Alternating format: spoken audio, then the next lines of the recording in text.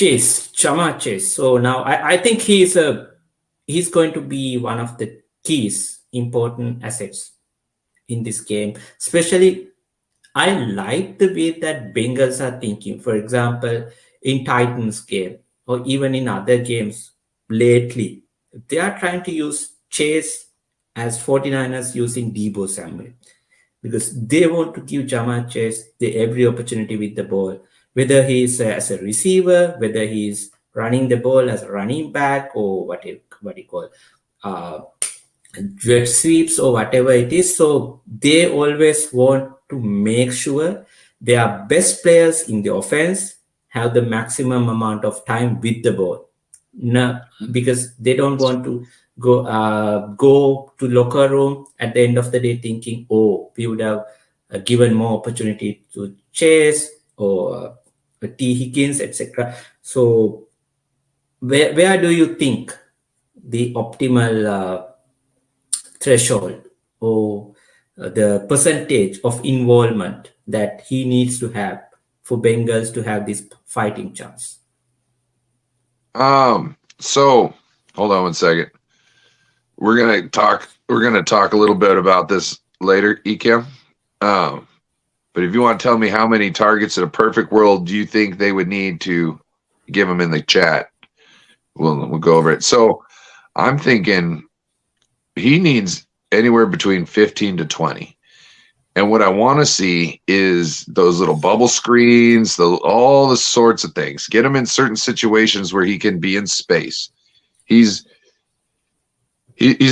not like Debo. He's smaller, but he's faster. He's got that electric, you know what I mean? So he doesn't see the field as much. But if you get him in a more Open wide open space. space that Debo needs, you know what I mean? A bigger open space that Debo needs, he can make you look silly and he can go to the house in a second.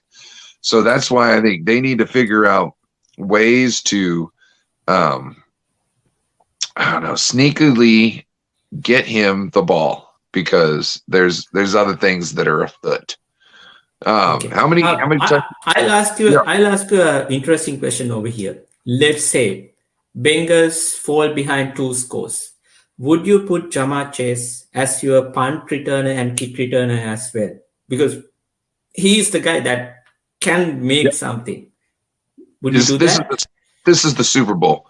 If you leave anything, if you leave any stone unturned and you lose the game, you are going to kick yourself. So yes, pull out all the stops.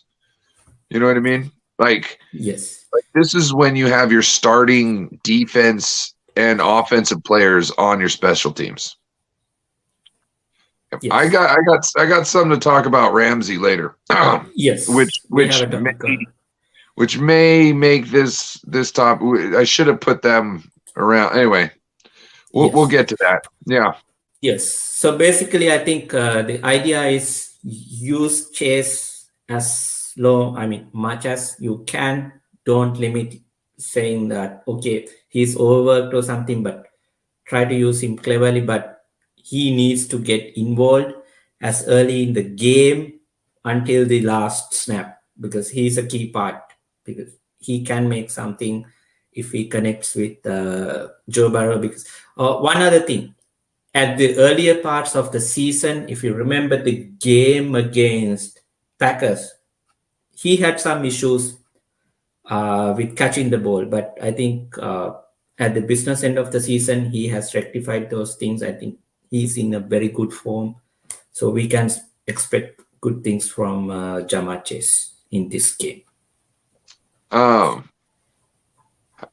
In a scenario where Chase gets locked down and fails to really produce anything, and Higgins does take over here, what kind of game do you see him having?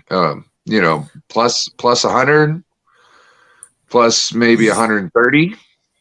Yes, I believe so. Yes. Now, there would be something interesting here. How much do you think Bengals can rush?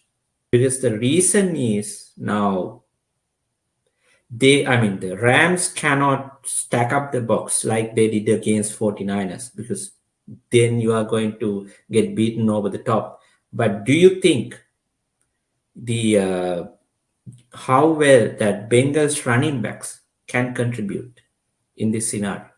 How much do you think that they can involve? Well, so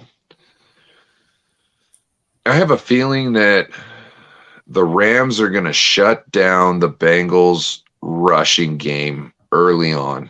And I think the real key play is going to be to start passing to your running backs out of the backfield because they're going to cover everybody going down the field locked tight, but they're just, they're not going to worry too much about the running back. And I have a feeling that's how they're going to need to burn them. I think they're going to need to make it a correction because the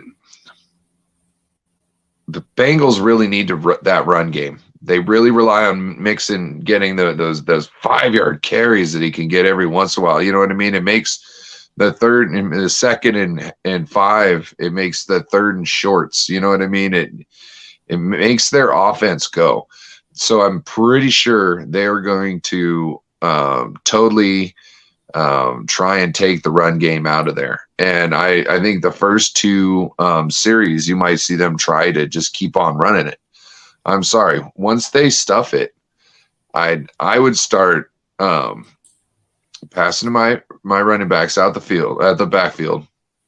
But also I would keep going back to the run because you got to figure out how to make the run work. You know what I mean? So if you gas them with a pass with Mixon for 10 yards and a first down, hand the ball back off to Mixon.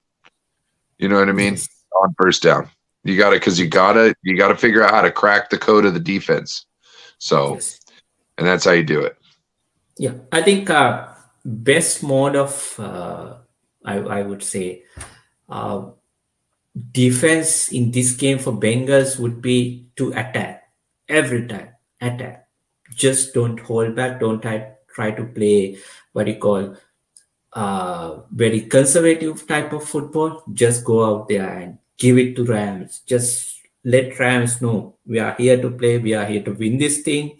So if Bengals need to win, they have to just go about it, go hard, and just play the best football that they can. So let's move on to our next topic.